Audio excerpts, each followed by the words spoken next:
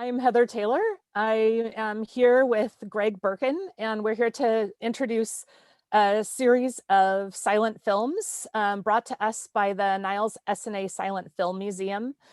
I've been working with the Niles Museum for several years now with filmmaking with my husband, and really appreciate the work that Rena and David and the rest of the crew there have done, because they really bring silent film to life. They're great at bringing community together, and we can't do this sort of programming without them.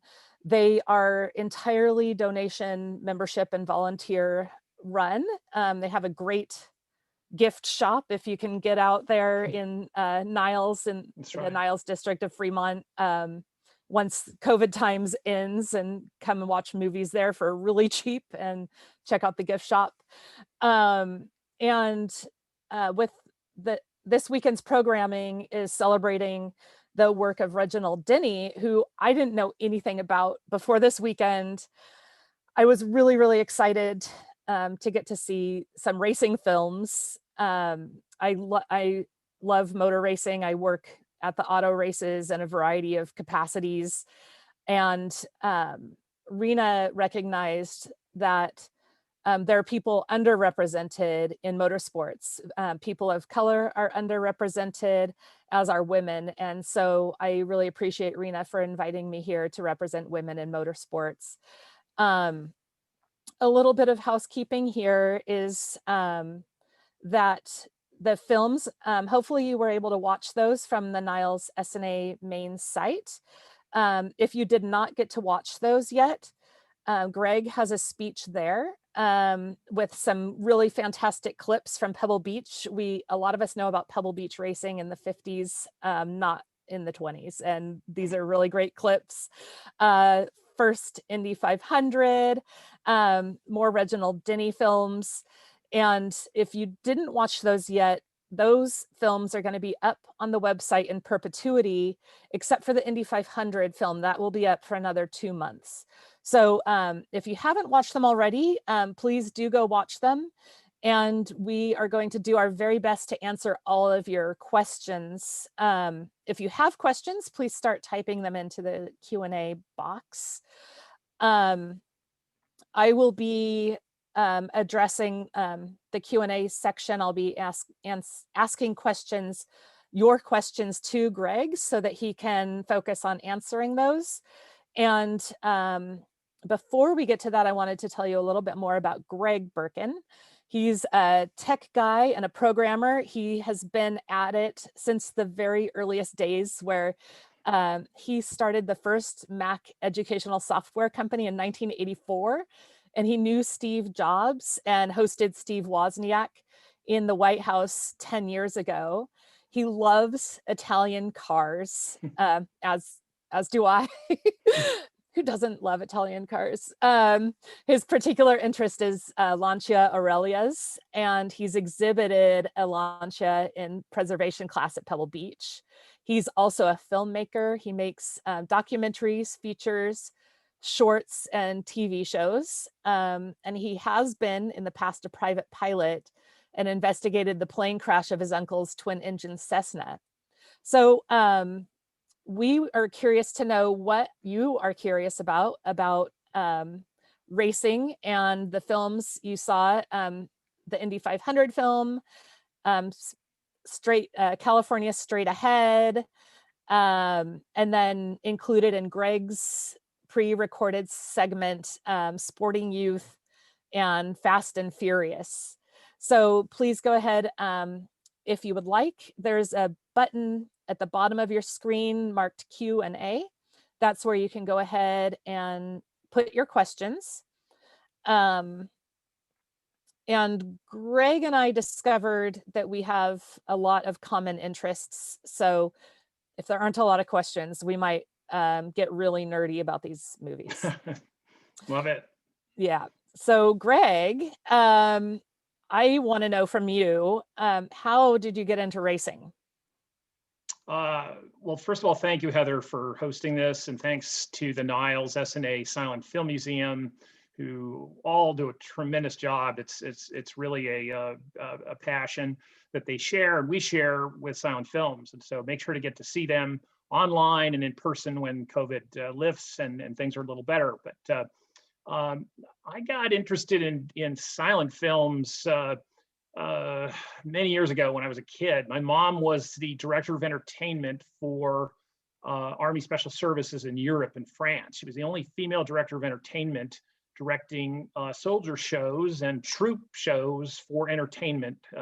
Just like Bob Hope, USO, she would put on shows and she hosted a lot of celebrities and performed and took every role from, sewing the costumes to acting. And as the only female director, she tackled a lot of interesting subjects and material, and really represented the United States very well in France at the time. And she met my dad, who was an instructor for electronics in France. They married in France. They had this sort of bon vivant existence.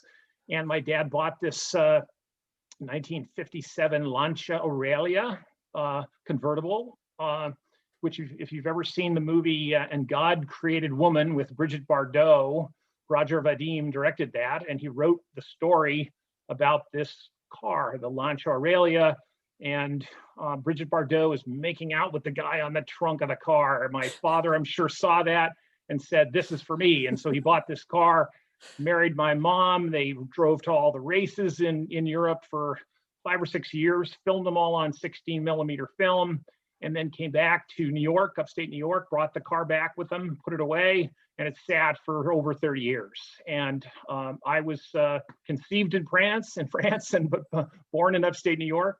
And but I grew up around cars as a mechanic, working on them. I grew up as a filmmaker, shooting movies ever since I was a kid, and being in productions. I'm an actor, done a lot of stuff. And I'm a tech guy. My dad worked for IBM for 30 years. And so I became a programmer. And so to me, the Bay Area is the mashup of all of that. And I look to silent films for the evolution of tech. And Reginald Denny really resonated with me because he is sort of credited as one of the inventors of drones. And he was a Royal Air Force pilot, an incredible aviator, but he also was this actor and this extraordinary personality who was embodying the arts. And I noticed him first because it was in his factory that Marilyn Monroe was discovered in Los Angeles, and that's an incredible thing. And then he had he had a hobby shop in Los Angeles, and I've heard stories of people going into the hobby shop to buy some of his remote controlled planes. Started with remote controlled planes while he was on the sets of these films.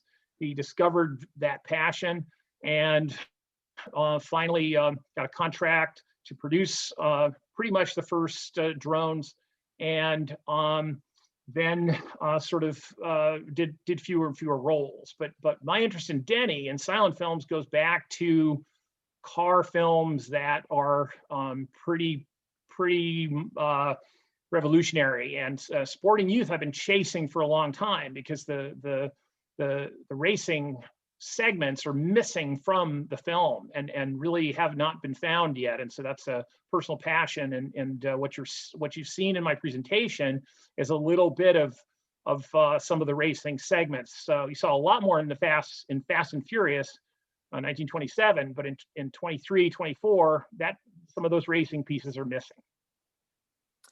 Yeah, it's really cool in those films because it definitely seems like each one builds upon the other. There's sort of some similar stories about racing and love lost and regained, and yes. some really similar themes. But like they say, racing is life. So those themes are going to repeat themselves over the 100 years since these got produced. Absolutely. I was also curious about your documentaries. How are they available to the public? They are in a limited way. We're working on a deal with Netflix. We've had a deal for DVDs. and working on a streaming deal, which will be announced soon. So that's probably the first place to look. I've done a documentary on Las Vegas, which was about the marketing and sexification of Vegas. Over 10 years ago was the opening film at the Las Vegas Film Festival. We interviewed everyone. It was extraordinary and a really interesting place to spend some time. But I've done a documentary on the Pebble Beach Concours, which will hopefully be part of this Netflix distribution package. And I've worked on television shows. I had a studio in New York, and I've had a studio out in California. And so I've worked on lots and lots of media projects and films. I've also run this group on LinkedIn called Film Angels, and we've got over 30,000 filmmakers connected to us. So I see lots of film projects, and the talent is extraordinary. What you can do today with an Apple iPhone is absolutely amazing. When it used to take an enormous camera to capture some of the footage that's in Sporting Youth and Fast and Furious in the 20s.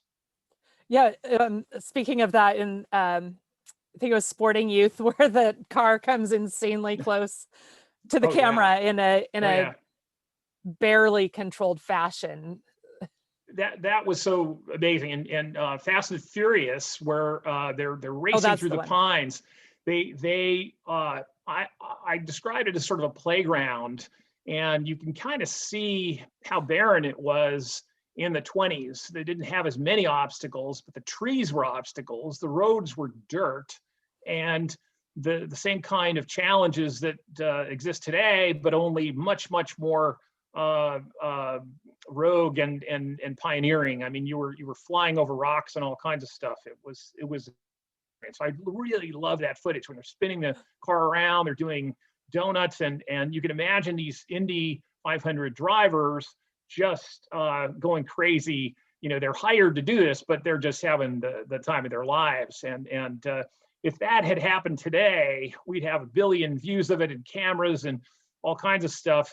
And it's really amazing that it's, you know, we had to find a print of this in Italy, which was just recently discovered, and they did a scan of it in high definition, and I think the 4K version now, and so the detail is amazing.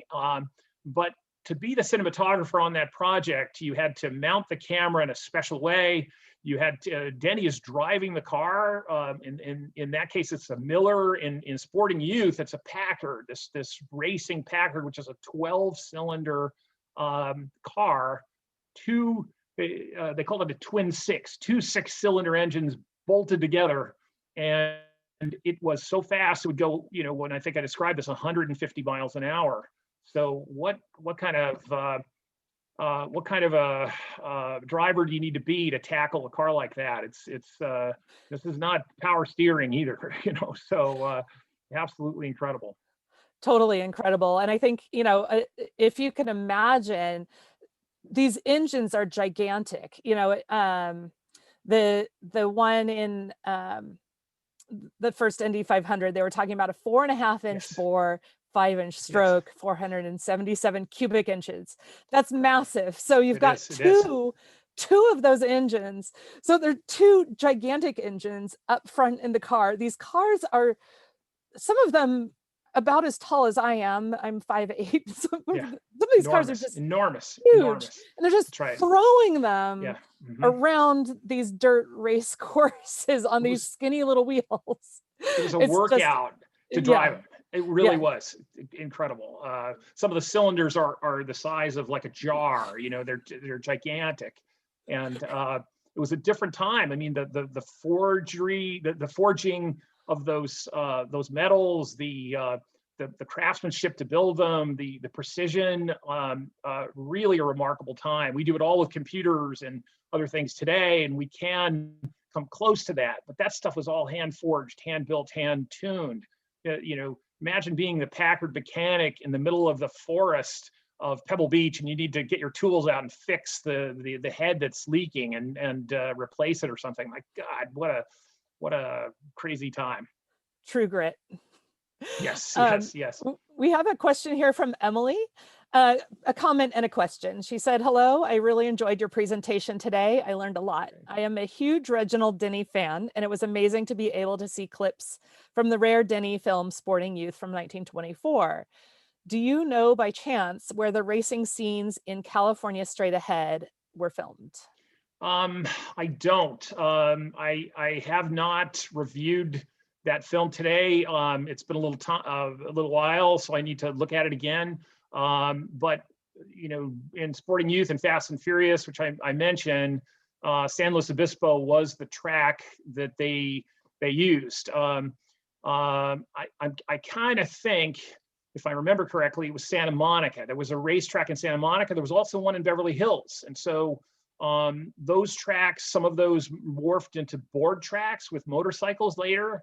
But I think that was in Santa Monica. I have to kind of check on that, but that's a wonderful question. Most of these vintage racetracks are now gone. You can see a little trace of the San Luis Obispo track today. It's housing and buildings and other stuff. It's such a shame. And you know, Pebble Beach, you can still drive on pretty much the same roads from Fast and Furious today if you have access and permission. You don't want to be going 90 miles an hour. They won't ask you back.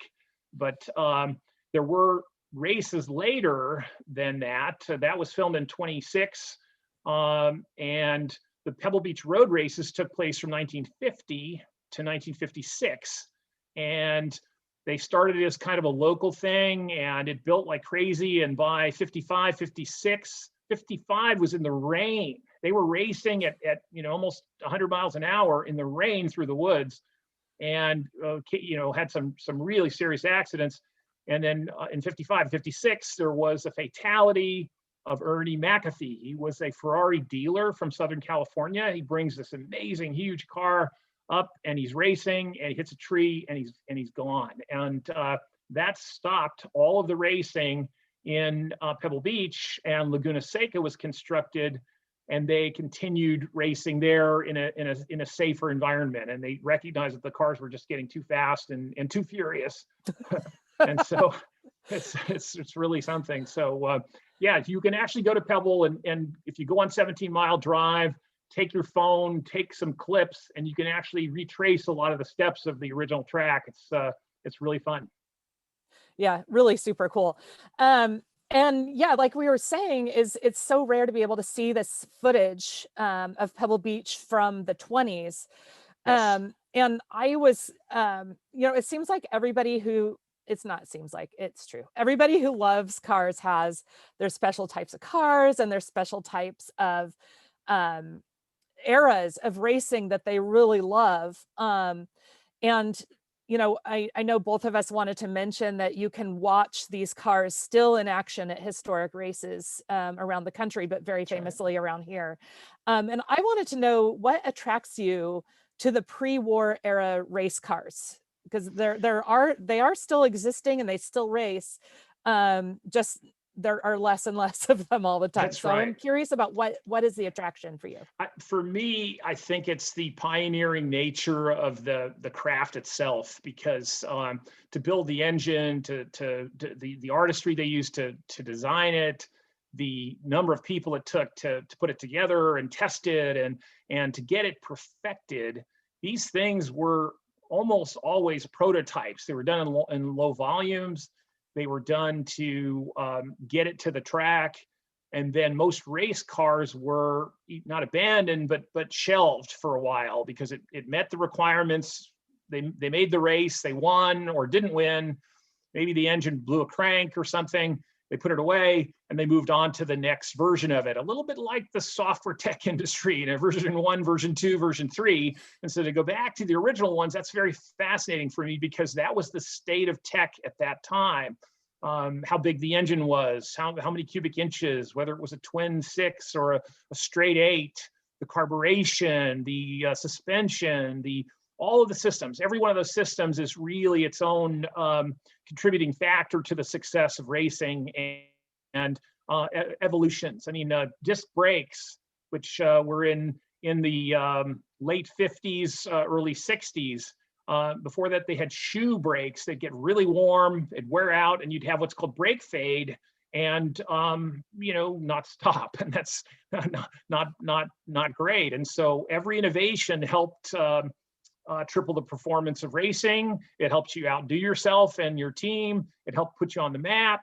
And if you trace those cars back, you can kind of see who was an inventor, a risk taker, and someone who was really, really clever, because ingenuity, you really had to think through those challenges to have the car be light enough and controllable to a large degree, and swift and fast and more agile than your buddy. And so it was a fun time. And that's what I like about it, is that combination of technical artistry, if you will, and even the Concours d'Elegance is the embodiment of that. You're looking at something that's elegant, but it's competing.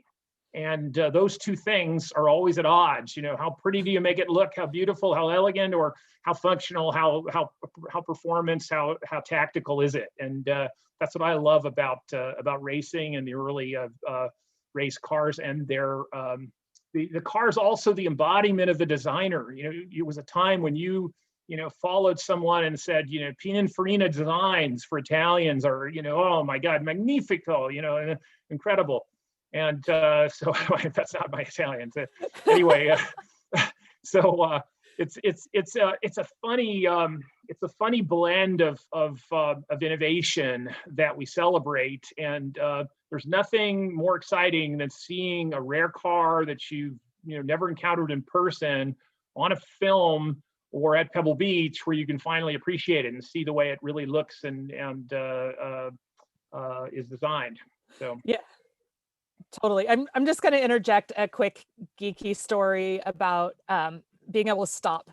And that was one of the things I do is I work as a tech inspector for the Monterey Motorsports Reunion with HMSA, the Historic Motorsports Association. And one year they were having trouble. So they're supposed to enter their race cars as they were originally produced. And so the class of Cobras, yes, a bunch of them were showing up with drilled or notched rotors, which allow the brake rotors to cool down. And so those people who did that all had to put regular rotors on with no notches or holes.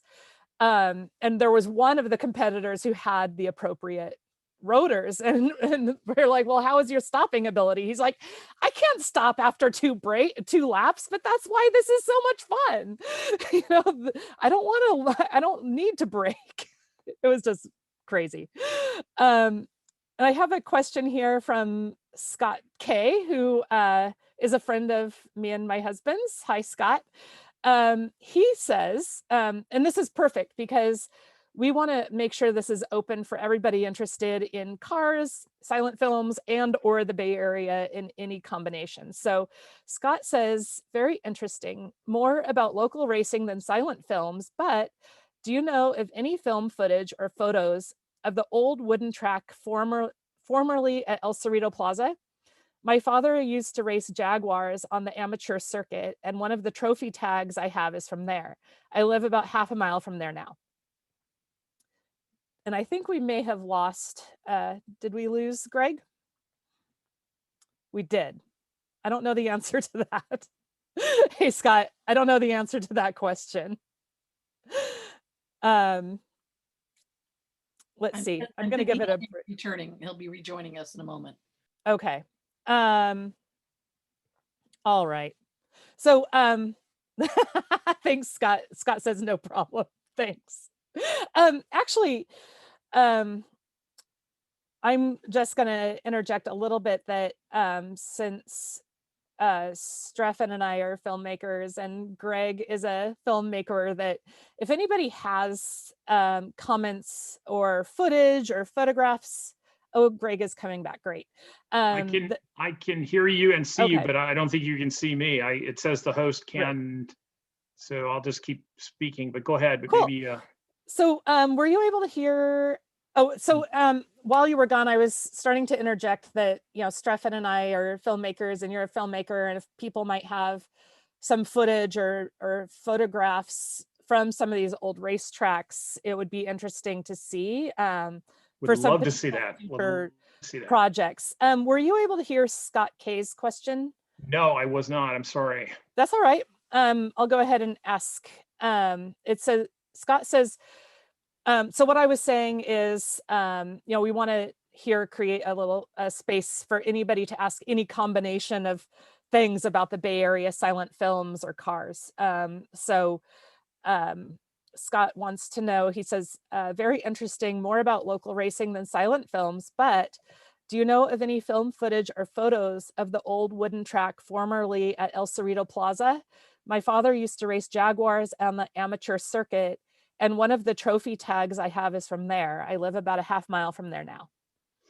I'm familiar with that location, but I have not seen footage. But the thing I would do is I would check with the SCCA archivist, and there's that's probably, yes, he's probably the guy to ask. If he doesn't know where it is, it probably doesn't exist, or he can point you to somebody. Okay.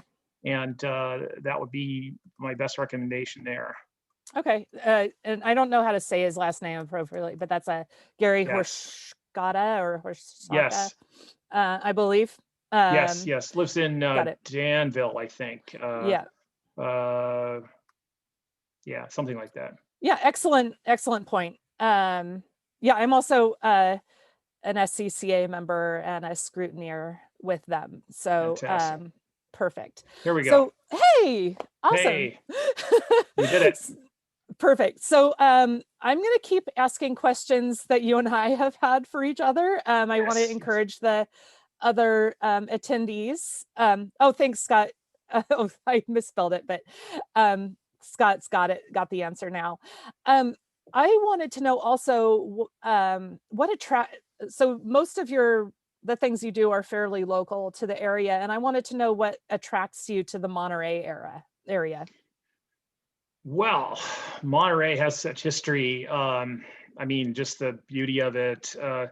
Really, it's a special place. The Monterey Hotel Del Monte was the thing that got me so excited about the area, exploring other history, uncovering it, discovering it. I've encountered films of the hotel, and I've stayed there, and I've been fortunate enough to see the archives and other things and special maps, and it's really a place that you have to visit and see to really appreciate it, because once you're there, you're kind of going back in time. We didn't talk a lot about the actual racetrack back there. I spoke more about San Luis Obispo, but the racetrack behind the Hotel Del Monte was a horse racing track, built in the 1885 period.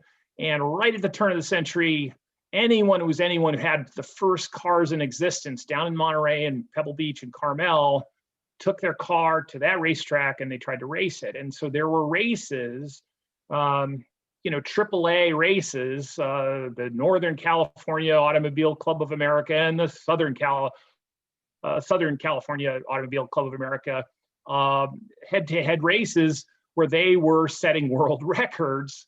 And it's also a really amazing thing. And so I've been researching that, looking into that, and the area is so fascinating because they were doing hill climbs in Carmel to see how the car would compete and get up the hill.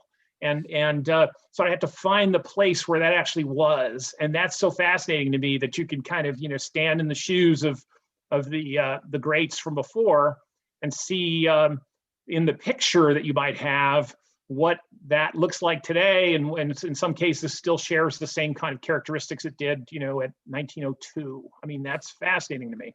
And so the area is amazing. I really think the world of it. University setting, you've got the aquarium, you've got Pebble Beach itself, but just driving through there is really a treat. And that's why these films are so special and have captured, a rare time. So please enjoy Pebble. Go see it when things are better, because it must be on your bucket list. And for me, every August at the Pebble Beach Concours d'Elegance, it's a not to miss experience. For sure. And actually, now I'm curious, where were those Monterey hill climbs? Yes, yes. Come on, tell me. I Well, want to do. well, without photos, it's hard to show. But well, I think we'll save that for another time. But Okay. absolutely, So we're going to have another presentation at a that's right. future date, That's right. everybody. We need to know more information, clearly.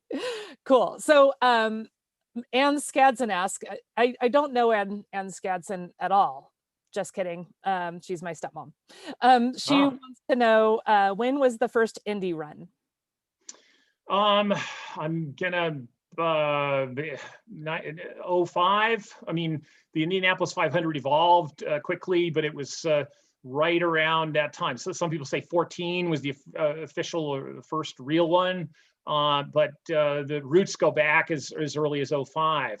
And the reason why that's so important to me is because Monterey, the Hotel Del Monte racetrack, was 01, 02, 03. So Monterey predated the Indianapolis 500. Everyone knows about the Indianapolis 500, but they don't realize that there were real races. One of the guys that was racing in the races in 02 was this guy named Earl C. Anthony, and he's fascinating to me. Anthony was the guy at, I think, 16 who built his own car. A lot of guys would build bikes or motorcycles. This guy built his own working car, and he was like racing it. And he went on from racing there in 02 to be the largest Packard dealer on the West Coast. He made the car that Denny is driving in Sporting Youth. And he had radio stations all over the West Coast. And my favorite story is that he would build these radio towers on the top of every dealership so that they could talk back and forth about customers and orders. And if you've ever been to the candy store in Burlingame, there's a radio tower on top of that because that's an old Earl C. Anthony building, an old Packard dealership. And that radio antenna is still there.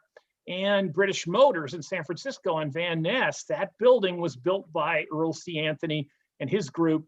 And so it all goes back to racing in 02 in Monterey. And that's what is incredible to me.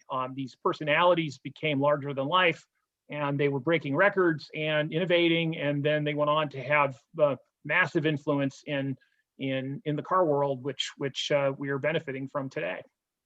That's super fascinating. I think that story right there, and then what we saw evolving from the films that we're watching today, and then racing now, is you have a lot of common threads. So as much has changed about racing and the automobile world and everything, is there's this massive continuity, even though it's 100 and 120 years ago. It's so cool to see that there are so many similarities. And one thing to bring that in is look at what Roger Penske has done and his enormous empire. And they just bought the Indianapolis Motor Speedway, and he has the IndyCar series, and that still exists. And I was just watching a webinar with him where he was talking about, hey, racing on the oval, on the banking at Indy is truly dangerous. And we did, my husband and I saw Ralph Schumacher crash there in 2005 and 2006 in an F1 car, and bad crashes. It's very dangerous. And he's talking about how he wants people to be certified to race on that oval before they just drop in and race there, that they really need proper training. So racing is still dangerous, and you can still watch racing at the Indianapolis Motor Speedway, which also is an unfathomably, I didn't pronounce that right, but just the biggest complex you can possibly imagine. The Rose Bowl, Vatican City, Madison Square Gardens, all these facilities would fit inside of it. It's absolutely. It's motor racing mecca to go there. It's incredible. And you, in your own, I believe this was your own car. You're going to have to explain this, but you had participated in the Pebble Beach Motoring Classic, which is a 1,500-mile drive from Seattle to Pebble Beach over 9 days. I can only imagine the stamina it takes to drive a really old car 1,500 miles from Seattle. What is that like? Incredible. It's extraordinary. You apply, and if you apply to Pebble Beach and you're lucky enough to get invited, you fill out the application, but you never really know. And they invite you to Pebble Beach. It's quite an honor. And one of the things that you get invited to is this Pebble Beach Motoring Classic. It started with the Bentley Club up in Washington, Seattle, I think. And they would drive to Pebble every year, every August. 2 weeks ahead of time, they would, start out and stay at bed and breakfasts and travel all over on the coast and then go through the forest and the gold country. It's extraordinary. And it's a 1,500-mile run. Only 30 cars, 30 couples get to do it. And so I was lucky enough in 2008, I think, to get invited with my Lancia Aurelia. And I shipped it up to Seattle, and I was with some of the best car collectors in the world. Amazing cars, amazing personality, and it was truly fun. I took a camera crew and we filmed it, and we would stay all over. There was a gentleman from England, and I'm going to forget his name, but he was in an Italian car, an Itala from 1906, I think. And so he drove 1,500 miles in this open car, 1906 car, with his 90-year-old mother. She was with him. And the two of them, it was absolutely incredible going through the hills and the mountains and what they did. And they went the whole way, took 9 days, 1,500 miles. They arrived at Pebble Beach, and the temperature difference from coming down 101, getting over to 1, and then finally to Pebble, the temperature difference in August was so strong that his windshield cracked when he arrived. And this is 1,500 miles of rugged terrain and pounding, and it's the temperature thing that did it and shattered. It was incredible. And so things like that would happen. There's another gentleman who was on the trip, and he fell out of the car in front of me in Oregon, and he fell asleep at the wheel, and I had to call 911. He was okay. He wasn't going that fast, but it was dangerous and this kind of stuff. And so even though it's fun, it's it's a serious effort, and you really have to be careful. And of course, we're all having cocktails when we arrive, and a good rest, and then a drive. And it's really, really fun. And so that Bentley Club became a regular part of the Pebble Beach Concours d'Elegance, and so it's now a sanctioned event. And so you can actually apply and get to do that. It's extraordinary. There are other rallies and tours like that you could participate all over. Some not as far or difficult, but I really highly suggest that if you're into cars and you're into the beauty of California, you should try to sign up for one of those and take your vintage car on a ride that you'll never forget.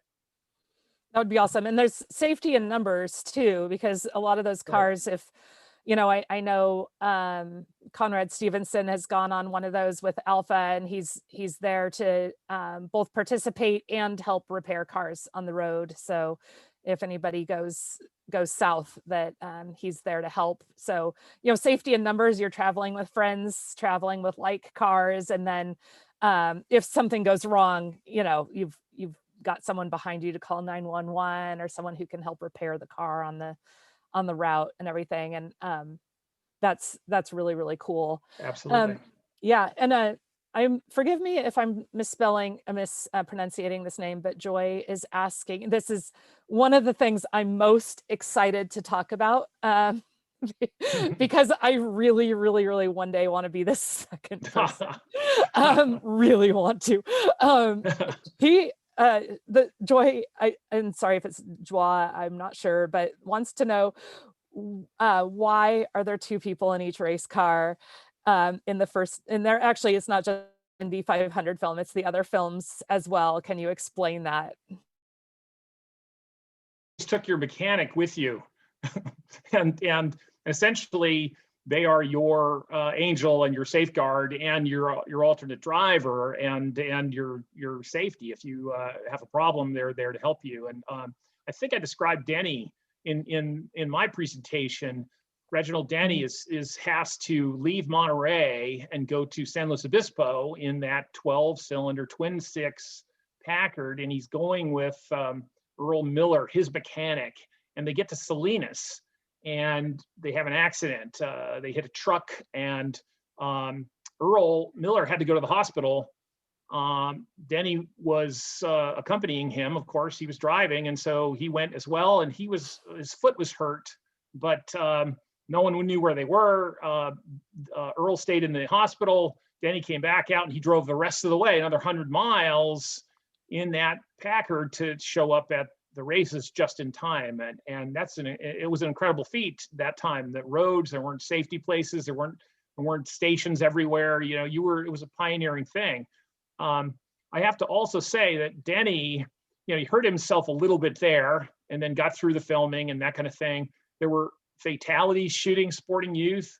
Right after that happened, there were stories about Denny getting really hurt. And I always assumed that was from the film they were describing.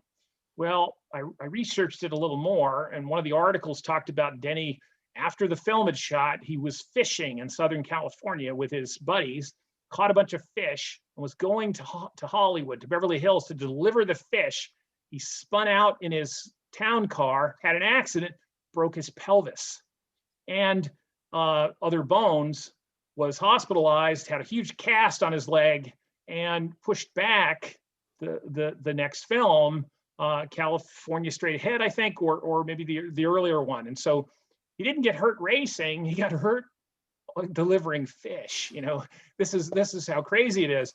And he had a cast for a long time, and there are pictures of Reginald Denny with this cast that is just incredible. And just like anyone, it impacted the schedule and the filming and the future of that franchise. So incredible.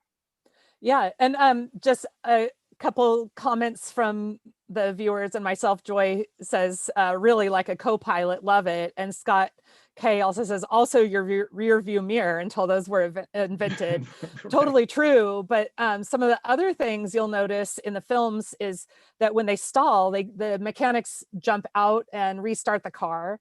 Yes. And notice on all these films that it has a hand crank in the front. They don't have onboard starters yet. So that's right. We have the modern day ignition for all of us getting to keep our opposable thumbs instead of getting those accidentally ripped off when the engine kicks back. So, or you rolled it and put it in gear and just had the engine kick you forward, and then hopefully you had a strong enough gearbox to take that. Yeah. But that's right. There are problems. And then the other thing, and some of my car buddies on here, or you might be able to answer this, because I always forget whether it's oil or fuel, but when you're watching the pre-war era cars go around the race courses, whether it's Sonoma or Laguna Seca, they're going around corners and you witness the onboard mechanic pumping furiously. Yes. And they're keeping the car going. There were all kinds of systems to balance things out, and you had to do that, either suspension or cooling, or, as you say, oil, lubrication, would depend on the vehicle and what time it is, but yes. And so you were doing maintenance and keeping the vehicle running at the same moment. And I kind of miss that era. You used to do that in the 70s. Something would go wrong with your car and you'd have to get something out to fix it and get it going. Not quite to that extent, but today, if the computer isn't working, the car isn't going to run, and you can't repair it in the same way. And so it's lost a little bit of the charm, but the reliability is through the roof. We need that today to be on time and where we need to be. So it's an era that's still appreciated, but it's in some ways a little obsolete. Yeah, and definitely, I definitely appreciate not having to hand crank my car or push start it. But still, at the races, nothing beats pushing one of these cars off the starting grid to help them get going. It's a blast to run and push them and get them started and get the face full of exhaust. That's right. That's right. It's hilarious and just awesome. One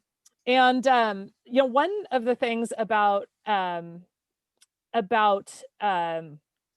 when you're entering the Concours d'Elegance, is there are people who fake preparation of the cars. Like there might be a false patina that's supposed to make a new part look as though it was old. And this happens at the races too, not just the concourse. But you were able to present a car in Pebble Beach in the preservation class. What was that like?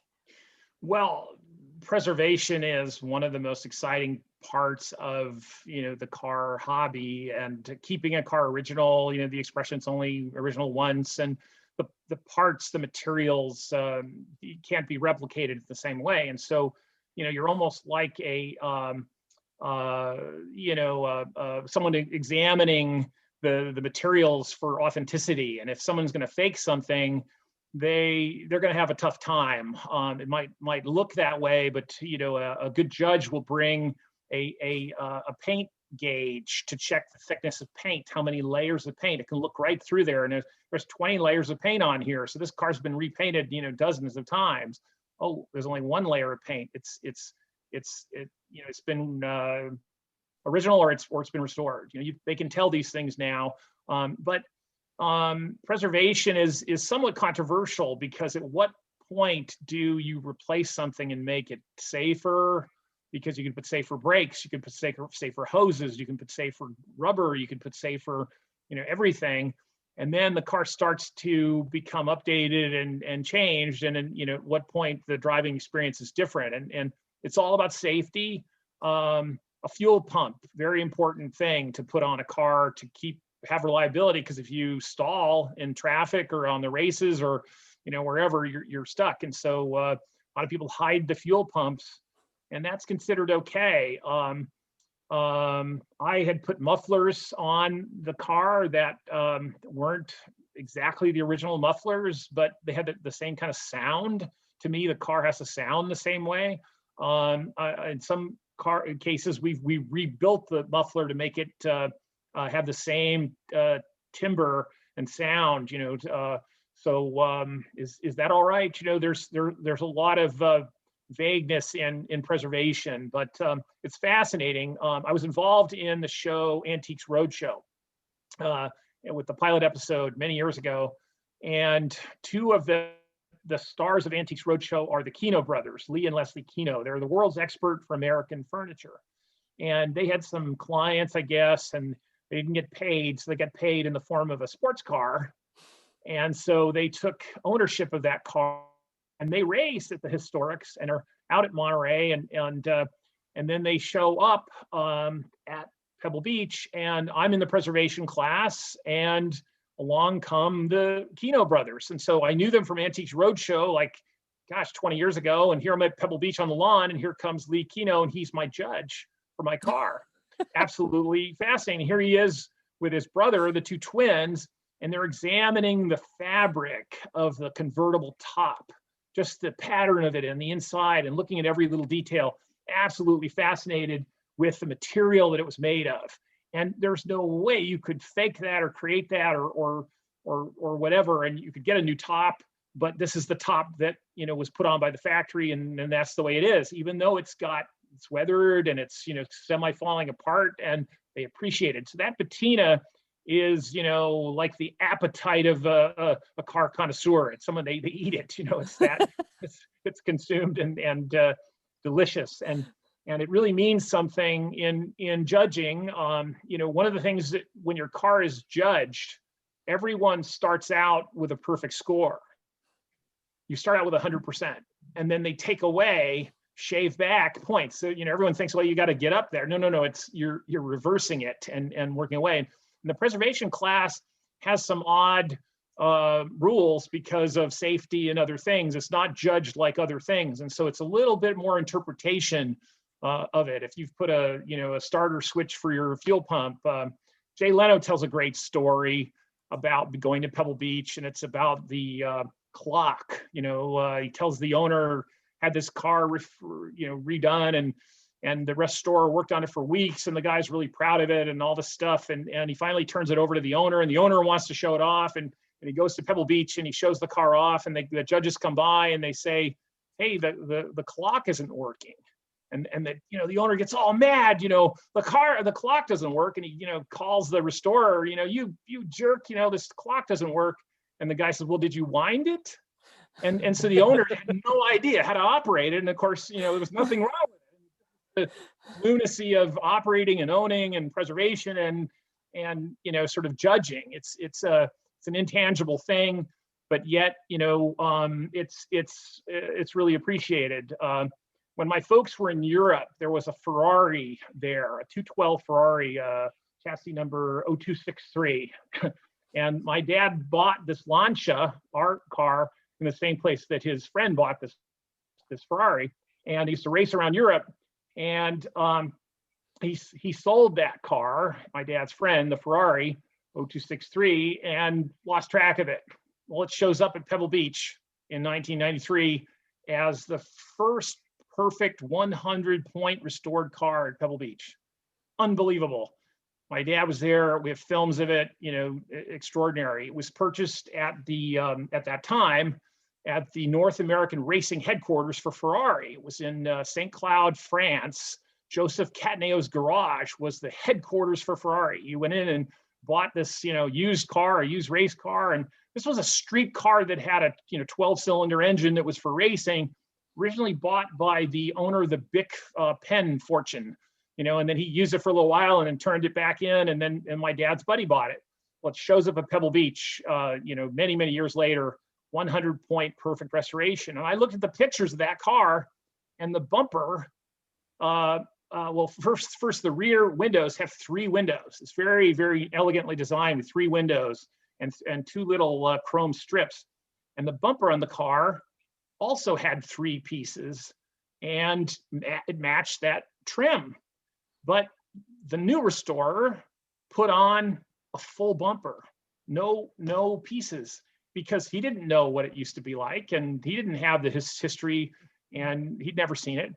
And it won a 100-point perfect restoration award at Pebble Beach because of the time period that they matched it to. And so judging is interpretive, and is a love of artistry and craft and engineering and the efforts that you take to preserve the car. And so I had a great experience being in that preservation class with a car that we had, and it was wonderful. So if you ever get a chance to go to Pebble Beach, you should try to do it. Cool. That sounds amazing, and it's so much tougher than people might imagine, and just to go forth in front of the judges is a very intense experience for sure. It is. And so subjective. You might have a perfect car, but that judge doesn't think so. So yes. But maybe next year you'll get a different set of judges. Who knows? So again, I'll apologize if I'm not pronouncing this person's name correctly. Tipu says, learned a lot, thanks. I had been at the Hotel Del Monte at the Naval Postgraduate School for a wedding and saw a lot of historical pictures in the lobby. Racing through 17-mile drive sounds like a lot of fun. Totally does. And then Tipu says, I remember Denny was the Laurence Olivier character's estate manager in Rebecca. There was some dangerous driving there too, but not Denny, fortunately. That's right. Yes, I'm forgetting about the racing scenes there, but yes, that's true. I wish I could tell you more about that. Yeah, I mean, Denny tried to race, wanted to race, and actually, sort of advocated for racing whenever he could. And so if he wasn't racing, there was some reason for that. And I'm not sure what it was, stunts or not. They tried to outdo each other. Each subsequent film sort of built on the film before it. And some directors were more risk takers than others. Harry Pollard took a lot of risks and had a great relationship with the car companies. And one of the things I've researched is there were two firms in Southern California that rented all of the celebrities' cars to the productions, as going back to like, 1910. And so any silent film star or anyone of material means who was able to afford a car, eventually they would rent it out like an Uber to this rental place, and that it would be then provided as part of the stock cars for a production. And one place was called Joe Wilharber, and he was in Hollywood, and he had a roster of 300 cars. He didn't have them all there, but it's like Uber. They were virtual. You had a catalog and say, oh, you want this one, you want this one, you want this one. And he had 28 mechanics on staff to manage steam cars, gas cars, electric cars, every kind of car for productions. And you can imagine the challenges. And it kind of reminds me of Pebble Beach, because you see that variety, and everyone has to work and run and operate. And it's a real challenge to do that. And so, car maintenance and car operation goes hand in hand with making sure it's reliable and can make it there. So that's it. Yeah, one of the things that again, I think I'm going to get the part wrong on this, but just watching a couple of the different movies, it looks like the pop-off valve is going off. So when you said steam cars, it reminded me these are certainly not steam powered cars, they're gas powered cars. But you see this steam coming out from the hood, not from the radiator. And I know turbos have a pop-off valve. I'm not 100% sure, but I know a lot of these really old cars from the 20s have superchargers on them. Yes. So, seeing this pop-off valve going off, is cool. It just has a very steam engine quality to it. And little, all these cars have leather on them and brass and, wooden, some have wooden spokes, and, just all these different physical elements to make a car, and they're very much seem much more alive back then than they do now. That's right. Well, one of the big innovations was a Moto Meter that sat up on the hood and essentially the top of the radiator, and it was the temperature gauge for the car, and you could actually look on it and see this needle, and it would tell you how hot the temperature got, and then if it got to this point, it would let off some pressure, the Moto Meter, and eventually then became a gauge inside the car, not locally there. So you had to remote the information to the dash, where before you get out and look at it and go, oh my God, that was enormous innovation, because the cars were overheating and they had no way to know, and monitoring everything is really critical. That's actually one of the biggest problems with a lot of vintage cars, is that the minute you get into the computer era of a car, which we're starting to, a classic and antique used to be 30 years old or something, and now 30 years is not that long ago, or it doesn't seem that long ago. They're starting to use computers and that kind of stuff. Remaking that computer anymore is becoming impossible. It's just that we don't have the old techniques anymore to redo it. And so, do you restore that? Do you find another one? Do you replace it? Do you make it better? Those are all the challenges with going forward with this hobby and this craft and industry. How much is important to preserve, and also now today, how much data is important. A Tesla knows everything about where you're driving.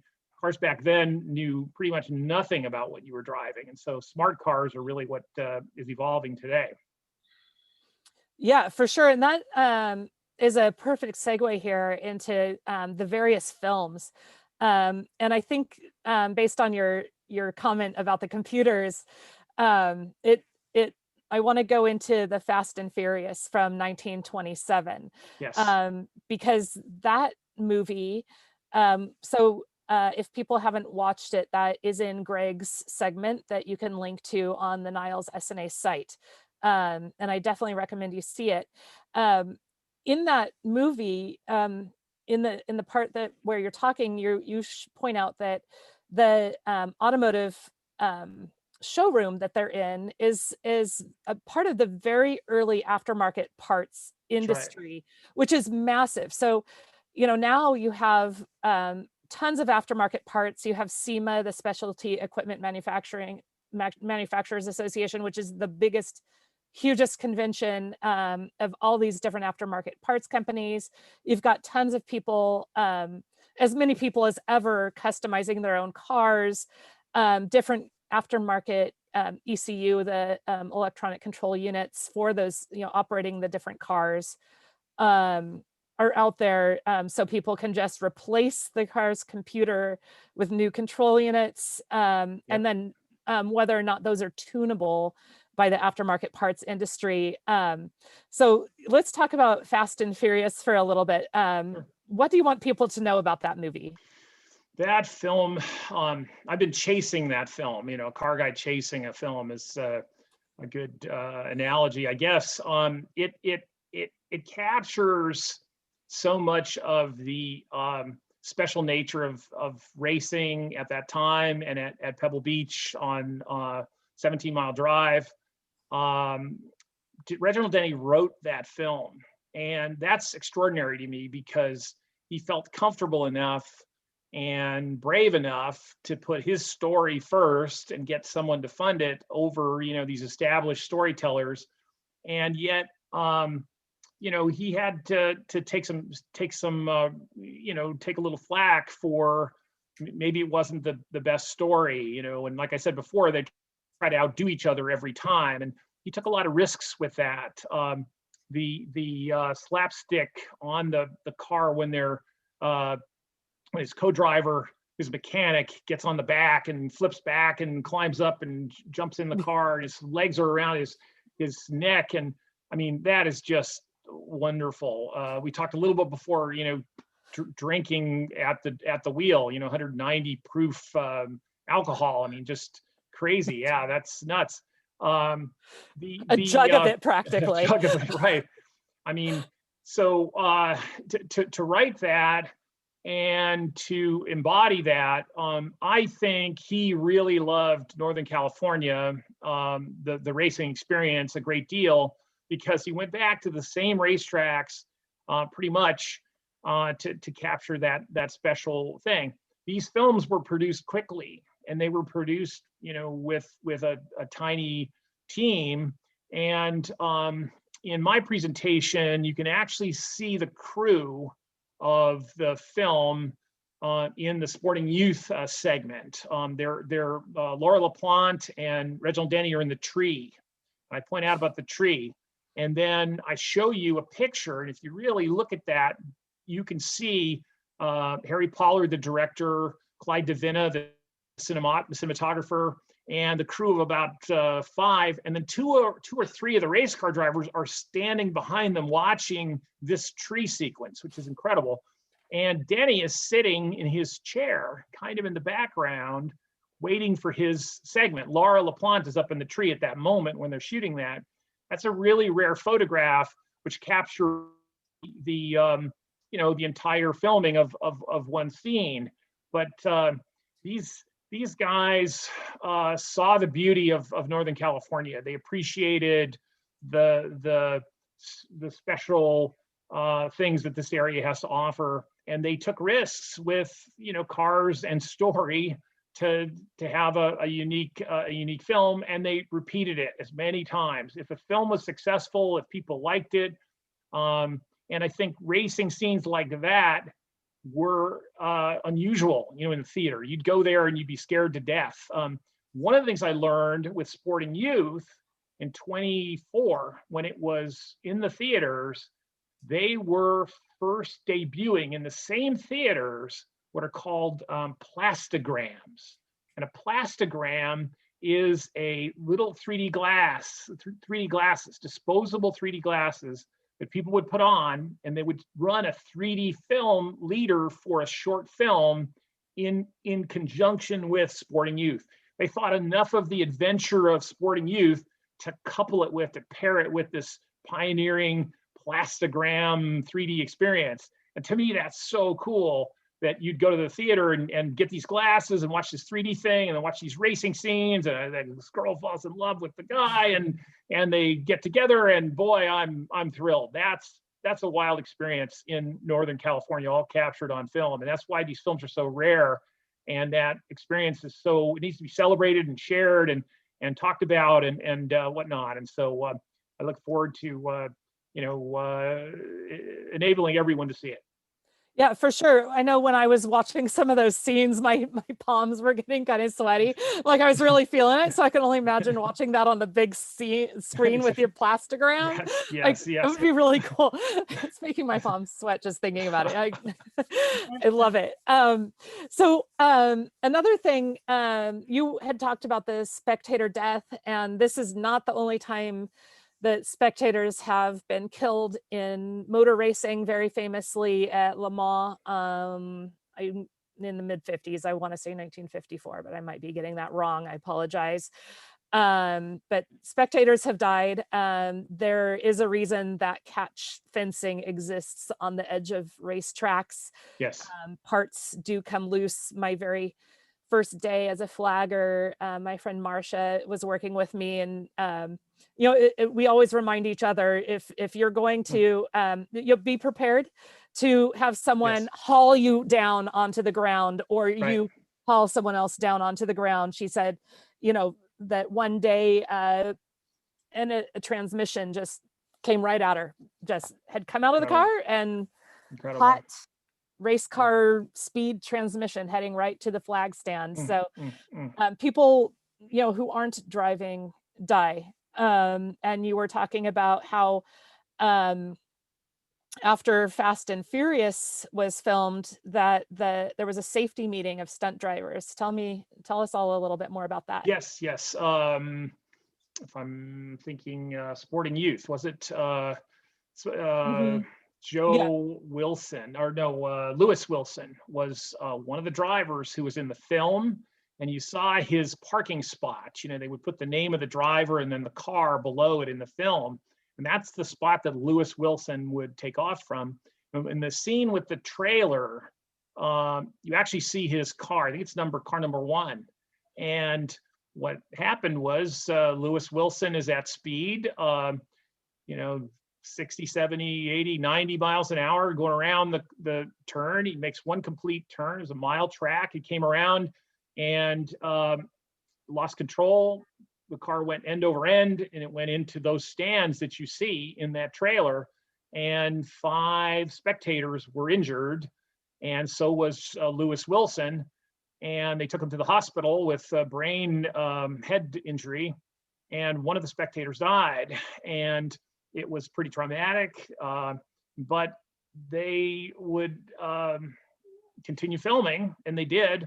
And then at Universal, about a month later, they convened at the studio, and they invited Lewis Wilson, and he came in his crutches with Reginald Denny and all the stunt drivers that were in those scenes, and Ralph De Palma and many of the greats. They all met, and they reviewed that crash footage to see what it looked like, see if it should be included in the regular film, see if they should cut it out.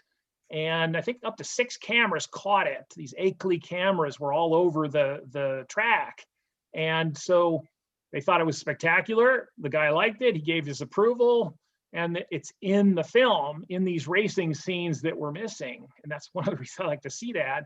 But they then decided, this is a time to recognize the safety challenges and enact some stunt safety regulations. And that's really where the first conversation took place at Universal after the crash in that film. And that's so amazing. And many things happen like that, helmet laws and other safety innovations happen out of tragedy, happen out of necessity, happen out of adversity. And so we have safety glass now for crashes. We have all kinds of innovations. I was lucky in Monterey. I was the curator at the Museum of Monterey, a guest curator at the Museum of Monterey, and I had one of the original DeLoreans from Back to the Future. There are only 7 across all 3 films. And we invited the third one from the Western, where Michael J. Fox is in the desert and he's, racing along. And so here's the original car, one of the 7 in Monterey. And if you got in it, there's a roll bar in there that they constructed to protect Michael J. Fox if the car ever rolled over. There were safety harnesses for him as a race car driver. He's not going to get in the car that's, like off the factory floor. They've modified it. It had a different chassis, what's called a sand rail chassis. It was off the ground, had a different engine and different suspension, all designed to kind of make it through those things. It was awesome to be in the DeLorean from Back to the Future. We took pictures of it. We gave money to the Michael J. Fox Foundation. It was absolutely wonderful. That car was then sold at auction. I think $550,000. It was unbelievable, and so it was really a fun excitement. There's a little video on YouTube you can see if you search for DeLorean Museum of Monterey. You'll see us pulling it off the truck to go into the Museum of Monterey, and it was really special, really fun. Again, bringing the nerdiness of cars and movies together. Yes. So good.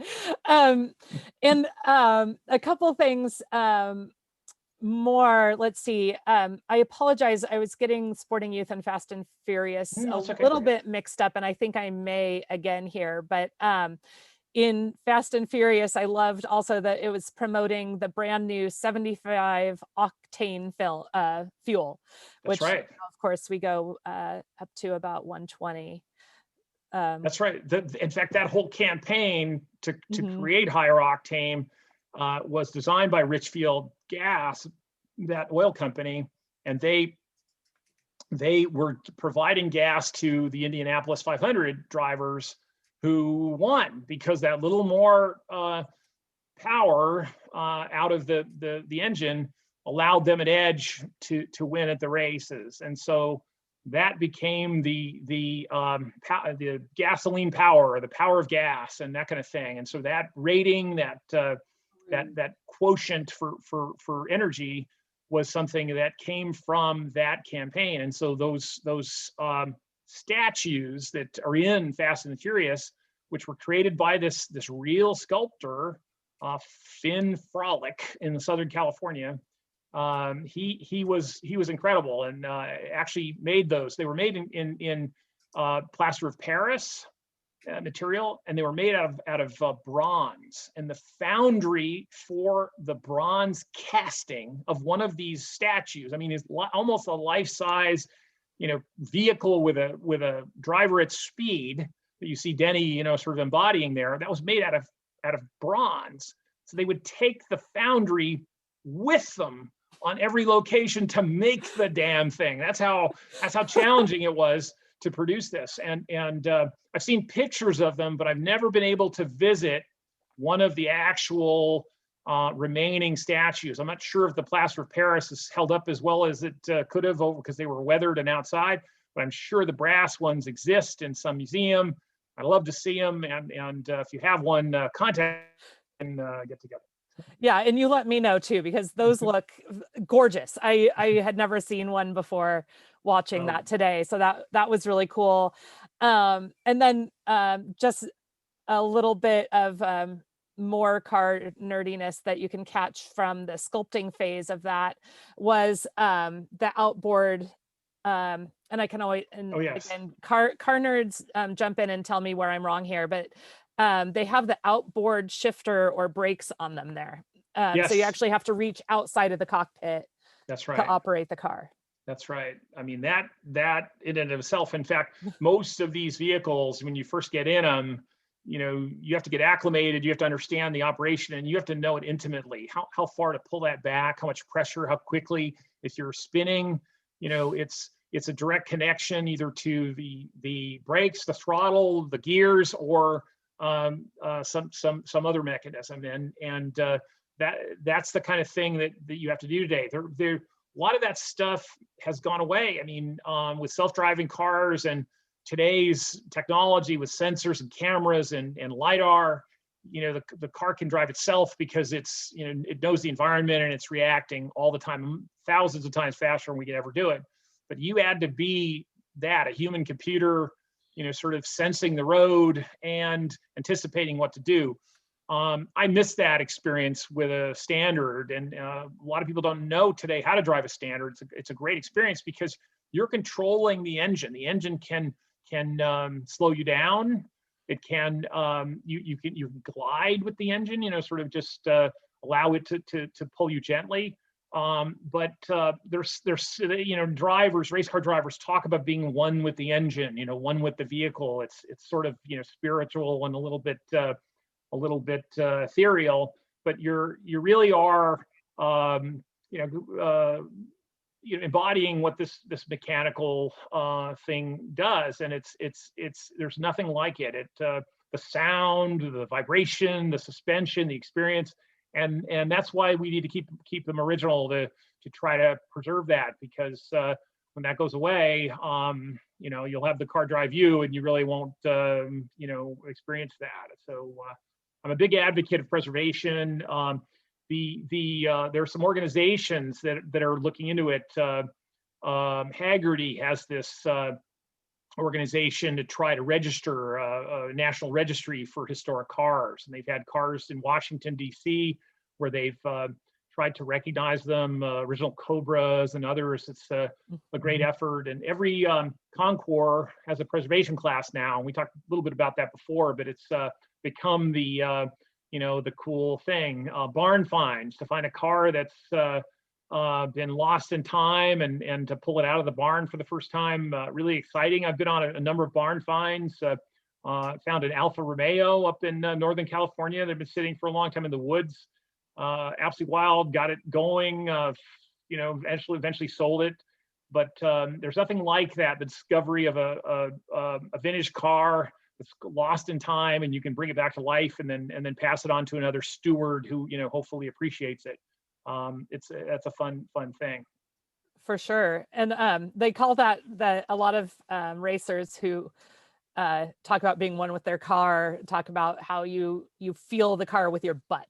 That your butt is the part of you that connects with the car, and you really get a sense of what you should be doing with the car based on how that feels to your butt. And totally true. Totally Absolutely. true. One of my favorite parts of the film Fast and Furious is when they jump out of the car, they've sprinkled these fire ants on Reginald Denny, and then he's brushing him off, and he's brushing his butt to get the ants off. I mean, it's hysterical. You can imagine Denny, writing that or typing that out, and the fire ants are on the butt of the, mechanic, and I'm gonna, oh my God. Yeah. Totally. I wanted to know how they got it out from inside their fires. That's for right. sure. That's right. These are the things I think of. So let's see. I only have one more. I have questions about all of these films. I only have one more about Fast and Furious, if anybody wants to add another Fast and Furious question. But this one is, well, we all know that Fast and Furious is a title used in movies. Now I didn't know it was used from way back in the 20s, but they go to the current times. But the last note about Fast and Furious is, can you tell us about the 1954 film shot at Pebble Beach that's also the Fast and Furious with Roger Corman? I would love to. This is one of my favorite subjects because the Fast and the Furious in 1954 was written by Roger Corman. And Roger Corman is, and if you don't know who he is, you should look him up because he's amazing. He has directed or produced or been involved in probably more films than anyone else ever, 550 movies. And he is at Stanford University as an engineering student in 1953. And he's studying to be an engineer, and he realizes he wants to do films, and so he writes this script about going to the races, kidnapping a girl. She falls in love with him, of course, and they live happily ever after. And that's the basic plot of the Fast and the Furious. I'm sure he had seen the Fast and the Furious from 27 or was familiar with it, but here he is in 54 at Stanford. He writes this script. And so he wrote to Pebble Beach, to the Concours d'Elegance. There were races there, the Pebble Beach road races. They started in 50 and they lasted until 56. In 54, they were going strong. And he writes to Pebble and says, can I film a little movie here, some scenes of racing with my new racing story? And they said yes. And so they, just like in Sporting Youth, when they were filming at Exposition Park in San Luis Obispo, they were having a real race. Denny, hijacks the race for the film, and they do some scenes and then they go back to racing. And a lot of the drivers, got out of their car, got in the stunt cars, or they use real cars. But in 54, some of the top drivers from 54 are actually in the movie, The Fast and the Furious. And Roger Corman actually drove one of the cars, the stunt cars. And so they were such a small crew that he drove, and it was fantastic. And so if you watch The Fast and the Furious with now I'm going to forget the names of the actors in it. It was extraordinary, really, really special. And they captured it over several days. You see the Concours d'Elegance, the way it was conducted. You see a winning Rolls Royce that's in the film, which was actually on the lawn being judged. And they used that as part of the story. And so I was lucky, about almost 10 years ago, I invited Roger Corman up to Pebble Beach, and I hosted him at Pebble Beach and got to take him to the same spot where he had filmed the film on pretty much 50 years ago. And he'd never been back. And so he told some great stories about making the film, and we had lunch and dinner together with his entire family over a number of days, and it was absolutely wonderful. And so if you get a chance to watch The Fast and Furious from 1954, you're watching the Concours d'Elegance, and you're watching all of the top race car drivers of that period doing many of the same things. And if I had more time, I would have added some of that footage to this, and maybe in another session or something, I'll do something with that. That is a sound film, so you get to hear what the cars are like. They're really driving them.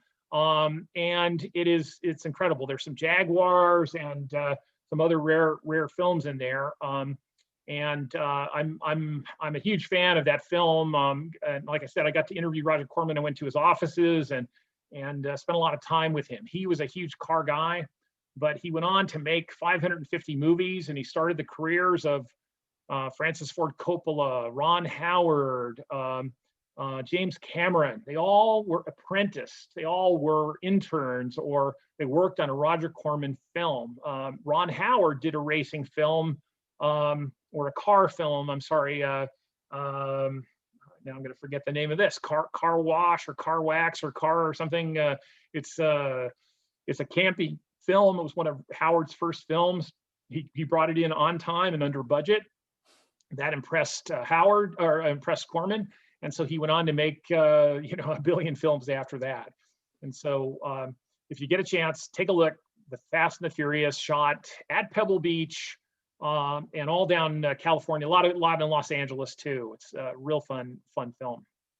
And going back to Pebble Beach here, and I wanted to bring in my dearly departed friend, Bunny Ribs. He told me about being at the races in the 50s at Pebble Beach with that fatality there, and was explaining, and you can see this in these films from the 20s, that he, and Bunny Ribs is the father of Willie T. Ribs, who's a famous Black racer, and Bunny was also in the racing scene. And definitely check out the documentary Uppity about Willie T. Ribs. But Bunny was talking about back then, there is no crowd control whatsoever. And if you couldn't see a race car coming, you could go ahead and cross the racetrack.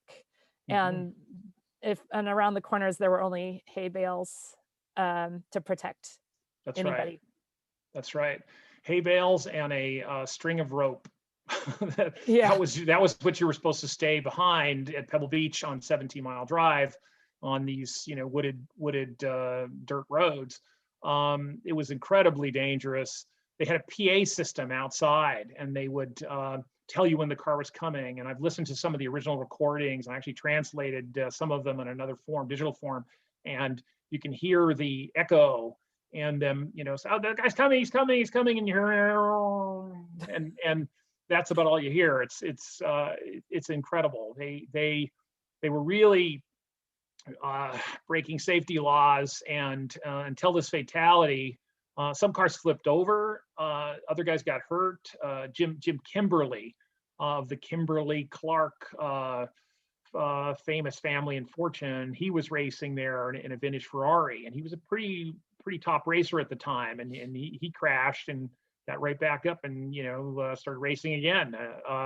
These guys were tough, really tough. I've heard stories of race guys ejected from the car and they get up and they're having drinks later that evening. I mean, it's my goodness. So it was a different time, and also a different environment. I mean, they were overcoming challenges. I mentioned before the Pebble Beach road races, 1955, was raining like crazy, and these guys were at speed racing in the rain.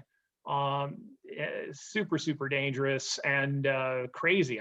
You should call the race off at that point, but they wouldn't. Amazing.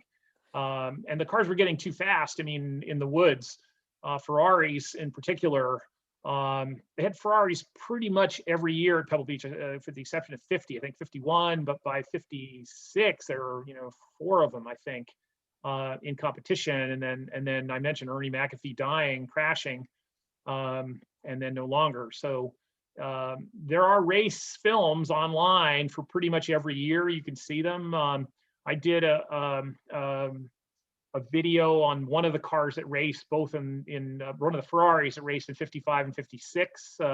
It's online. You can see it. And I guess we'll put the link or something out there. But it's really fun to view the racing efforts of our forefathers and mothers who are racing. And I have to say, women in racing way back in the teens and 20s and all the way through, women were just as important, if not more important, than men in some cases, and they were more skilled at racing.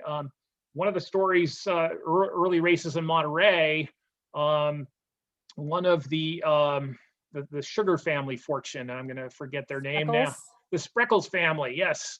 I think his name was Julie, or if I have it right. She was actually a licensed driver and would drive more often than her father and others. And that spirit, you see female drivers in many of the pictures. And it's so heartwarming when you see that, because that they had to really prove themselves and be swifter than the people around them, and then I'm sure they were. And so that's so fun to see. Yeah, my female mechanic friends definitely work twice as hard as the sure. male mechanic friends. Just sure. have to just really show that you know what you're doing, and right. never let anybody let down, let back. Don't let anybody down. Right. There's a special job to do to make sure that women are proven. That's right. Proven. That's right. Exactly. And I just have, let's see, I have one more question about, I have a couple more, we've got a couple films to go, but one last question about Sporting Youth is, it wasn't immediately clear in there how, you mentioned that the term "in the pits" came from that movie, yes, or from that location rather, at San Luis Obispo, and it wasn't really clear how that term arose there. So can you explain that? I know it as trivia. I don't know the actual origin, but I sort of have a theory, and that's that these guys who are the mechanics, who are kind of keeping the momentum going, the pace going, they were typically lower, in a lower section to get under the car. There were cars where in some areas you could actually drive the car over the top of the pit area, and that's where you threw your apple core or your garbage. It was the pits. It was like the place where this grease monkey mechanic went, and he did this magic on the car but trash and other things ended up there, and sort of a half derogatory term, but half of a respectful term. And I know it originated from that film. That's sort of the lore, and from that location, as you said, Exposition Park in San Luis Obispo. And but I don't see the underground pit area. And we're really lucky because if you look at Sporting Youth and you look at Fast and Furious, both shot at the same track where that originated. First, the camera is in the stands looking out, and you see the pits in front of you with the car drivers' names and where they park. The next film, Fast and Furious, which is 3 years later, it's almost the reverse. The stands are where the signs are, and they're doing that on purpose to kind of crowd, bring you in a little more, and not have you be so far. And I almost think that was a stylistic choice by Denny, to say, let's make the crowd part of the pits, part of the backdrop of the cars, and so we can film one way and get expressions and other things. Those crowd scenes, I'm sure, are all extras, actors who are sort of looking the other way when there's dialogue and stuff. And so there's a big difference between the live shooting of 23-4 and the sort of stage filming of 26-27. And so take a look at both of those. But the pits area has turned around, and I think it's for Hollywood purposes. So that's my guess anyway. It seems reasonable based on what I saw there. And Joy wants to know, I think you and I will have fun answering this. Joy wants to know, has either of us gotten behind the wheel of a race car? Yes. Yes. A number of race cars, Laguna Seca, up at Sonoma, many of them. I've been in celebrity cars, DeLoreans. I've been fortunate enough to on the Motor and Classic race a number of cars. And behind the wheel is one thing, if it's moving or not moving, but racing a car is a different story, because you really have to be trained. You really have to understand the car intimately. You can destroy it if you don't know what you're doing. And you mentioned before, with shifters and sticks and brakes and the challenges, you need to be one with the car. If you're not, you shouldn't be behind the wheel, and you shouldn't be trying to race. Driving it is one thing, in a controlled environment. Learning to drive a stick, I highly recommend, because you can be one with a car, and most race cars involve a clutch, unless it's now paddle shifters with Ferraris, and that's a weird experience to be shifting with your fingers like this. I remember I was filming a documentary in Las Vegas, and we were filming an owner who just bought the first Ferrari from the Wynn casino, and they had a Ferrari dealership in the casino, and he was a plastic surgeon, and he had this Ferrari, and we were filming and on the strip, and filming out of the back of a car. And we came up to a light, and he got out of the car, walked up, and he said, "Why don't you drive for a while?" And I'm like, "What?" And so I go and get in the car, and these paddle shifters, oh my God, it was, I had to learn how to drive the car in 4 seconds, before the light changed. And you can't do that. That's not recommended. You need to be, really trained on this. And the more vintage the car, the more complicated the systems. You mentioned, oilers and temperature things and fuel pumps and other stuff. I'm not, I love steam cars, but I'm not a fan of driving them, because, if you've ever boiled steam on your stove, like making tea, imagine a giant one of those, and the pressure and the temperature and the moisture coming out of that thing. If there's a leak or a problem, you have to let all that off. Do that. I spent the day with Jay Leno in his Jay Leno garage, and he wanted to show us the steam cars, and fires this thing up, and you're like, oh my God, it's a beast. And that's what it's like. It's extraordinary. But I didn't feel comfortable enough to drive a steam car. But gas cars, clutch cars, race cars that have torque. They talk about torque on a car to really accelerate, really go, and the torquiness of the car is the thing that gives you the advantage. You can pass people and you could really do it. So managing the torque, managing the transition from one speed to another, you know, one gear to another on curves and turns. Race car drivers have to understand the environment better than the car, and that's the hardest part. If they call it falling behind the car. If you fall behind the car, you have to be ahead of the car all the time to anticipate turns and brakes and stops and, you know, things. And the minute you let up on that, you can be a fatal, in a fatal situation. And if you ever get a chance, go to Laguna Seca. They have some great racing schools there. I don't want to promote any one particular one, but check them out. It's a fun experience. You'll really enjoy it. It's a great gift to give someone if they're a motorsport person.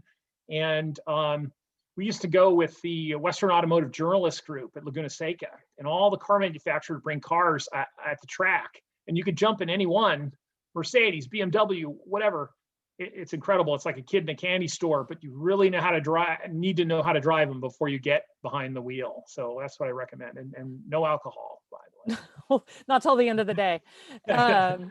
Yeah, definitely. High performance driving experiences are amazing because you do learn so much about looking ahead on the road and how to take turns appropriately. Like if you think you know how to drive, this will bring you to the actual level you should probably be driving at on a daily basis. And I've only sat, you know, I inspect race cars. I don't drive race cars. It's an exceptionally expensive sport. I broke my street car on a race course. Wow. So Wow. not recommended. Basically, you need to understand that you have to afford to replace what you took on the course. That's So right. That's right. so don't do that if you can't do that. That's right. So I have to ask you to describe your profession a little bit, because I admire what you do as an inspector of cars, but there's a certain term you use Oh to yeah. describe that, which a lot of people don't know. So help us with that. It's a very piratey sounding word. It's called a scrutineer. Yes. And I'm a scrutineer. I do that with the Sports Car Club of America, the Historic Motorsports Association. And until recently, I just resigned from helping out with the Sonoma Drift with that. And you check drivers' gear for safety. You check the cars for safety. And we'll get into another, if we have time later on, we can get into the other safety stuff that I do. But you know, you were mentioning, and actually in the movies, you can see that they have these leather helmets and they're wearing goggles. And later, in later eras, that switched to polo helmets for horses. But then very famously in a San Francisco region SCCA race, I think his first name was George, but his last name was Snell. Oh yes, that's right. He's very famously. That's right. Exactly. He died. Yeah, he died in a race. And so every helmet, you know, one of the things I have to check is the Snell rating on helmets. And new Snell ratings come out every 5 years. The helmets expire after 10 years because the composites and foams and everything start to break down. Plus the technology is always improving. So I check helmets to make sure that they're structurally sound and have not expired. I check drivers' gear, make sure their fire suits have enough layers for the particular type of racing they're doing, make sure they don't have holes. If they're a thinner suit, maybe it's a racing series that requires them to have the Nomex fireproof underwear as well. Check their shoes, socks, gloves. If they have facial hair, they have to wear a balaclava under their helmet to make sure their hair doesn't catch on fire. And their visor has to be down when they go out on the course. So if there's a fire, their eyes don't burn. All sorts of stuff. So that's the driver's gear. Then there's checking the cars, which is making sure they have their onboard fire systems, make sure their roll cages are appropriately constructed and welded. You're talking about the device that measures the paint. You know, I've used the ultrasonic calipers to make sure that the roll cage material is the right thickness. You're making sure that the race seat maybe hasn't expired or is the appropriate distance from the roll hoop. I've in my other role, race seats have actually come out in crashes, and so you're just checking the structural integrity of the car. You're making sure that the wheels are on enough. You'd be surprised people forget to torque their wheels and they come off. And some racing series require wheel tethers because that can kill people if a loose wheel comes off and into the crowd, or pretty dangerous stuff. So yeah, I scrutineer is one of my other jobs. And then the one thing I am working on doing is just to wrap up the behind the wheel of the race car thing, is I've been working on stunt driving. So I am hoping at the end of coronavirus times to finish my lessons in car control and drifting so that I can continue my work on camera. Wonderful. In cars. Also, I've done a few roles, Incredible, but want to expand. So that's some of the cool stuff we do at the track. Let's go on to talk about California Straight Ahead. What would you like us to know about that movie, Greg? It's one of Denny's. I read this, one of his favorite films. He really tried to outdo himself.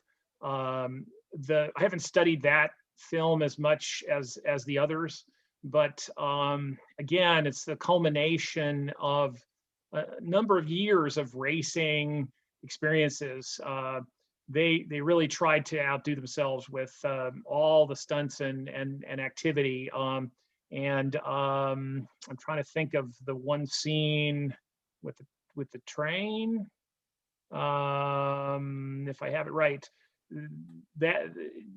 that was absolutely incredible. The staging of it, what they had to do. But I may be thinking of the wrong picture. But I'm not remembering a train scene. Okay, I'm thinking of the wrong film. So I'm not sure I can help much more there. That's all right. So let me see, I'm looking through my notes here real quick. A couple things, their onboard fire system then was the mechanic pumping the water onto the hood to lower the temperature as much as possible and attempt to get it into under the hood so that Denny could win the race and win the girl. That's right. That was really, really cool. And the ant broom, everybody's got a broom with them, to brush ants off you. Right. And then both, there was the drivers and constructors and super cute. All of the racers back then got extremely greasy during the race, and just her greasy face from kissing the winner was that was just really, really cute that was how that ended. I've had many a day of greasy face just from working in the heat at the Right. Yeah, I could feel her, looking at herself in the mirror finally hours later, and like, it's at least that's happened to me. Sometimes you can see Denny's makeup, he's kind of a whiter face, and you're wondering, is that, just the lighting and the reflection, or, did they touch him up because he was getting filthy from all the driving? And, that was such a risky proposition to be out, with an open face in these open cars and just stuff flying around. We weren't seeing helmets and other things other than these leather, sort of caps and stuff. Just haphazard injury would be a big part of, what could happen. And I'm surprised there weren't more accidents on these films, because it was true, true hazard making. Yeah, it was there's no guarantee that you're going to live through the filming of these. Right. And I was actually recalling when we were talking about spectator death that if you go to any race and look at the back of your ticket, it says that motor racing is dangerous and you may die just from being there. So you are signing that off just by attending. That's right. Yeah, totally crazy. And then I want to wrap up by uh, talking about the first Indy 500 film that I was most excited to see. And then really cool was that was so Niles SNA was their location in the Fremont area, but the first Indy 500 film was filmed by the Chicago SNA company, which is really, really cool. It is. It's amazing that prints like that survive, and that this was captured, and that we can now learn, sort of the roots of that. And it's all due to Niles and the SNA preservationists, David, Rena, and others, that they, pull all this together to share these experiences, because we wouldn't know that, and we wouldn't understand how special that is. These guys were taking incredible risks. A couple of the drivers I had looked up, who were Indy drivers in the early races, are now lending their services to these movies, and they'd go to another race, and they die. And so the life cycle of a lot of these drivers was 24, 22. So if they made 30, they'd really be lucky. And so it's really, really sad. And these safety innovations helped the industry, but it took a long time for that to take place. And filming it is even an increasing challenge, because some people were thinking that you were encouraging dangerous activity, showing racing, showing spinning out, and sort of handling the car one way, and that behavior would somehow turn everyone into a rogue driver and that kind of thing. And it's, to me, it's silly, ridiculous, but these pictures make a strong impression on our on our living. And we have to remember that safety is first, and even in films, bend reality a little bit to allow these things to happen. My favorite things are seeing a car with a rig on the front, where they put the camera to fire up that camera, and then the driver goes. And in a lot of cases, Denny was doing that himself. We were talking earlier about Grand Prix. It's one of our favorite films, and James Garner and John Frankenheimer, and a lot of the guys who did that. Really incredible. If you get a chance, watch Grand Prix, because you'll see what real race car driving is like, captured in the most unique way. It's the closest thing to a real racing experience around.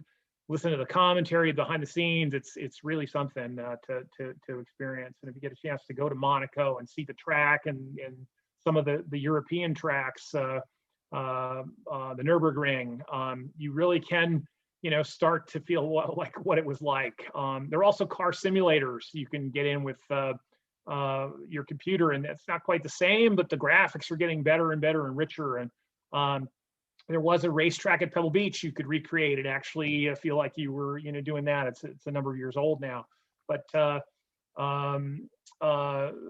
simulators are a big part of the racing experience. You need to know how to master those courses as well.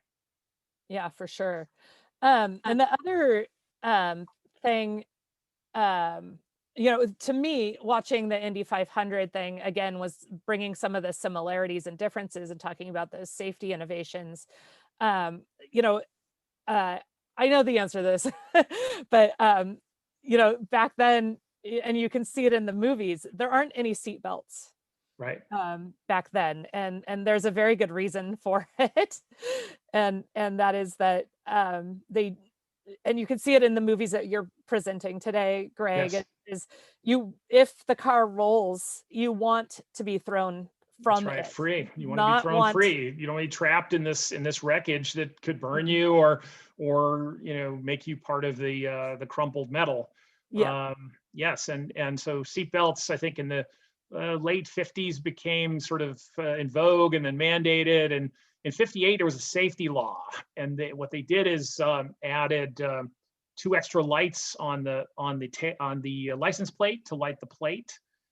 Your tail light had to be bigger and more visible, and seat belts and other things, bumper guards on the bumpers. American cars had these big bumpers, and smaller cars couldn't match it up. So you had to put these bumper guards on to match the bumper. So if you collided, you wouldn't, wreck the other car. And so these kinds of things help to really ease into, more safer vehicles and a safer experience.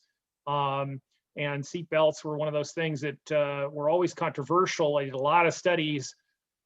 Today, the speeds and the demolition, the amount of force that the car takes, you want to be stuck with the car rather than, be ejected, because there'll be nothing left of you.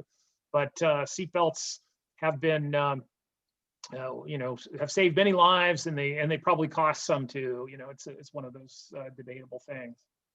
Yeah, the other job I have is I became an EMT to do fire safety at Sonoma Raceway, and I'm Wow. really, really proud of that job. Definitely, I've seen the lives that seatbelts save on a daily basis. Wow. So for sure, I'm a big fan of seatbelts. I'm a big fan of 6-point harnesses, Yep. so people don't submarine under them and break their knees and pelvises. And it's amazing what damage the body can sustain within a car if not harnessed. That's right. So crazy. And then also just one last safety thing about the track at Indy, and then the other films you show are those open pits. Now there's a concrete barrier between the front straight and the pit lane. But all these movies show the pit lane is right there. So, It's open. if someone, and actually that did happen in the Indy 500 movie, where someone went to avoid a ride-on mechanic who had fallen out, crashed many people in the pit lane.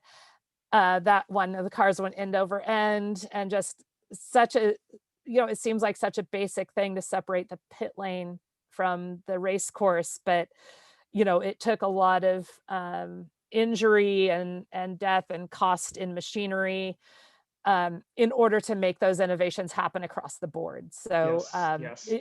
decades, centuries now of mistakes that lead to these safety innovations that help us who work at the races and enjoy racing have a far safer experience. You're right. Absolutely. And it continues to be that important. Say always safety first. They think about metals, collapsible metals, and dozens of innovations that help protect the cockpit, protect the occupant, protect the driver, and not allow it to disintegrate on impact. And we're lucky. We benefited from years of that kind of safety, innovation, and thinking and engineering. The cars are much safer than they have been, and you see spectacular wrecks, NASCAR and Indy, and sometimes the drivers walk away, sometimes they don't. But it's extraordinary. So stay safe, don't drive drunk, stay off the road. No. Yeah, for sure. We don't have any more questions. Let's wrap up. I want to say thanks again to the Niles S&A Silent Film Museum. I want to say thanks to Rena and Frederick for hosting us tonight. Greg, it's been fantastic getting to know you, and I can't wait to work on some future projects together. Thank you. No, my pleasure, Heather. Thank you. And thanks to Niles and all the staff at the Niles S&A. Check them out, guys. And thanks again. Bye, everybody. Thank you so much. Bye.